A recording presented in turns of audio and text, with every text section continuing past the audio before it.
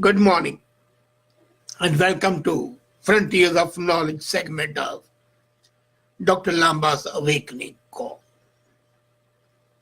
Every day new, revolutionary, amazingly new areas are available for our edification, for our knowledge, for our enjoyment. And in these days of crowded traveling, this news comes like a whiff of a spring air. Tesla says that next year, that is in 2020, they'll launch driverless taxi service. This will be an autonomous service powered by autopilot software and will be much cheaper. The present traditional ride sharing, whether it's Uber or Lyft, costs $2 to $3 per kilometer. And the new service, Tesla, would cost 18 cents per kilometer. Wow. Not only that, the drivers would be earning 65 cents per kilometer as a profit. And Musk says that next year he plans to put 1.5 million cars for driverless taxi service. And you'll be allowed to have an app, call for the car from the parking spot, and the autopilot effectively using advanced driver assistance system, algorithms, an array of cameras, ultrasonic sensors, and radars to perform self-parking, lane centering, adaptive cruise control, highway lane changing would be available for you. And this would be 1.25 improved power consumption and 80% less cost. Of course, there'll be regulatory needs to be adhered to. Government will have to possibly dedicate new lanes for this service. But overall, in case this is successful, there'll be two impacts. One, the present taxi service will absolutely go out of business. Already Uber and Lyft-like services have made quite a dent in the business of these traditional taxis. But with coming in of these cars, it would be without steering wheels, without pedals. And according to Musk, they'll cost $25,000 or even less than that. There'll be an upcoming battery pack designed for 1 million miles of operation and 4.5 miles per kilowatt energy efficiency. It's quite a lot. And really, I was quite flabbergasted when this was brought to my notice by one of our friends, Mr. Arora, and then I read it, and it has been confirmed that 2020 you will see Model 3 and Model S of Tesla available for you, hailing distance, drive it yourself, or rather self-driving, but it is available for you. Let's hope for the best and be prepared. And this is not all. We were amazed to know that the scientists of UCLA, University of California, Los Angeles, have developed in collaboration with a research company, Nanotechnology, a new device. And this invention is great. It will generate electricity from snowfall. This is first of its kind that generates electricity from snowfall, which is a natural phenomenon. And they use a triboelectric effect, which electricity charges are generated when two materials come into contact with each other. It was known that the snowflakes carry a positive electricity charge. So now this new device would interact with those positive charge by giving a negative charge and generate electricity. This would be quite useful, especially in those areas where power outages can happen because of the heavy snowfall, because of the storm and everything. And this would be much better because the triboelectric nano generator would use this effect. And this energy would not only be generated, but they'll use electrostatic induction to harness this energy. So it can be used later on. The new snow tank, the principle is the same. The method is different. But one thing is there, that the same scientists that earlier generated electricity from raindrops, from car tire frictions, even from walking. But unfortunately, all those revolutionary devices have not been used into practice except in one case where the cars traveling on the road in Norway have been generating energy. And all the traffic signs in one small city in Norway, all the snow melting is done by the heat generated through that electricity generated by the movement of the cars. But this generation, whether it's from raindrops, and as I said, even walking on the floorboards, or from the snow, means that there is a perpetual creation of energy which would enable us to tide over the energy deficit, A, make energy cheaper, easily available, and a permanent renewable. And it's a renewable one. When the rain is not there, the sun is there. When the sun is not there, the snow is there.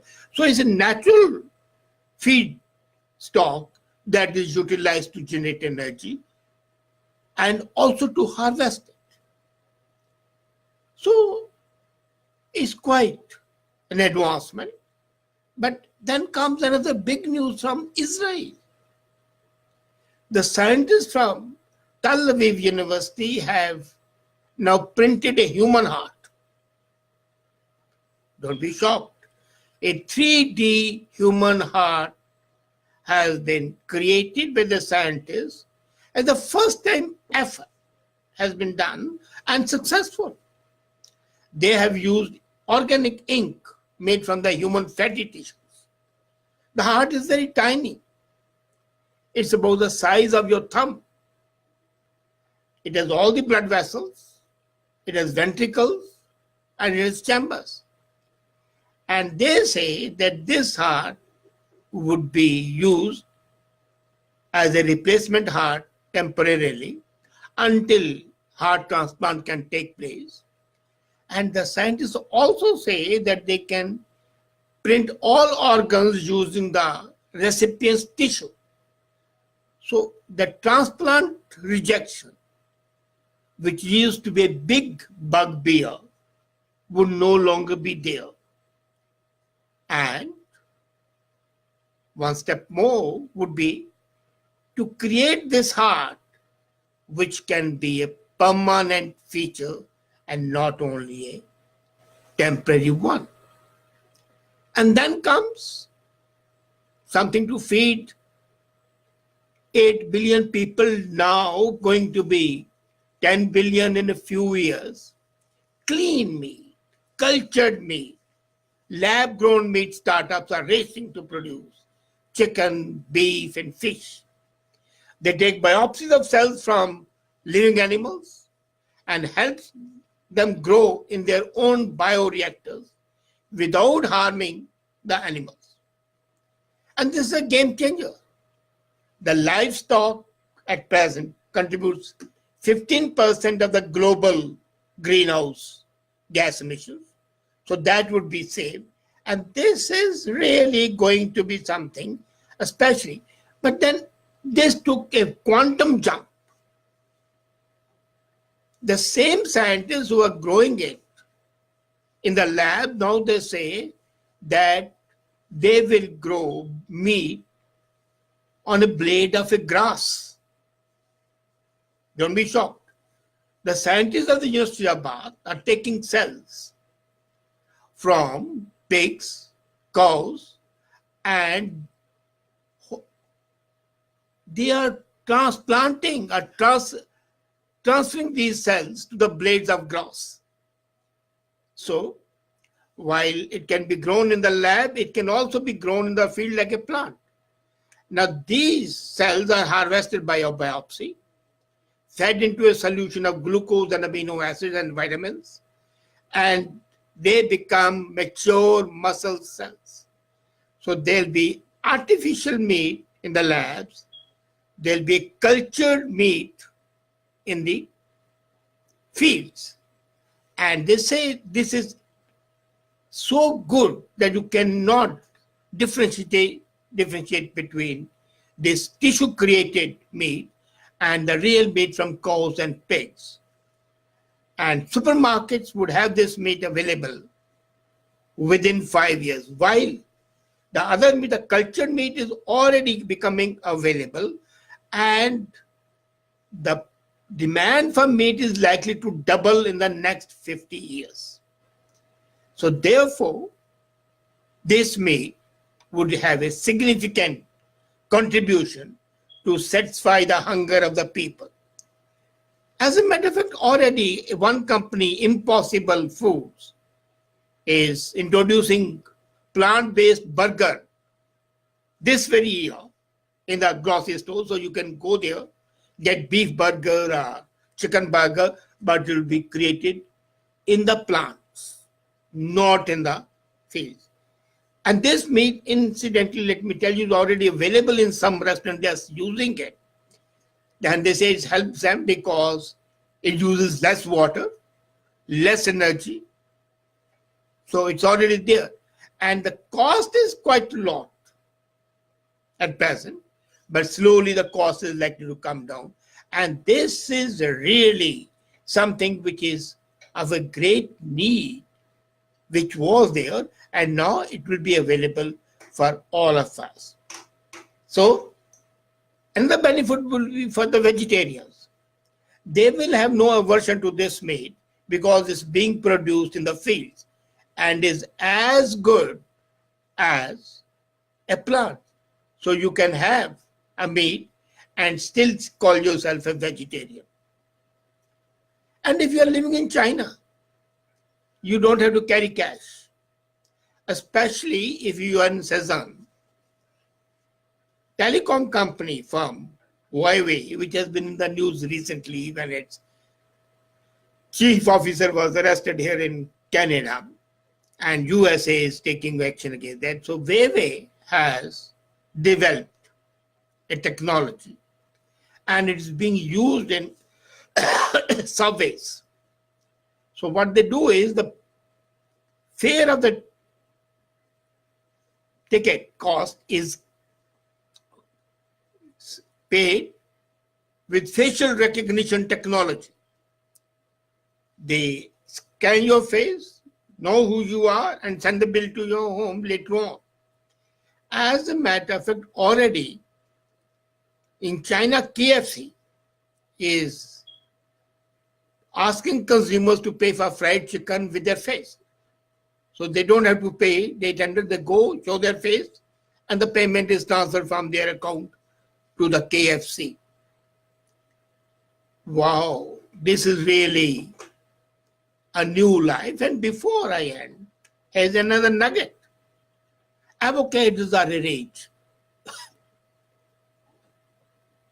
And desire to eat more avocados because of the healthy fat that it has is making them much more in demand. So the scientists have developed an edible coating. This coating, when applied to the avocados, would double their shelf life. and the coating is made from discarded produce. They collect lipids made from the discarded produce, and when coated, it decreases the rate of evaporation of water and entry of oxygen into avocado. And they say, as a matter of fact, this technology can be used for other produce as well, and it shall be especially useful for countries like India, Pakistan, where the farmers lack refrigeration facilities and they produce rots before it reaches the customer. In USA alone, 400 pounds of food is thrown out every day. So this is something which is going to be of great help. So these are the few nuggets of knowledge to enhance your capability to understand the new avenues. Thank you.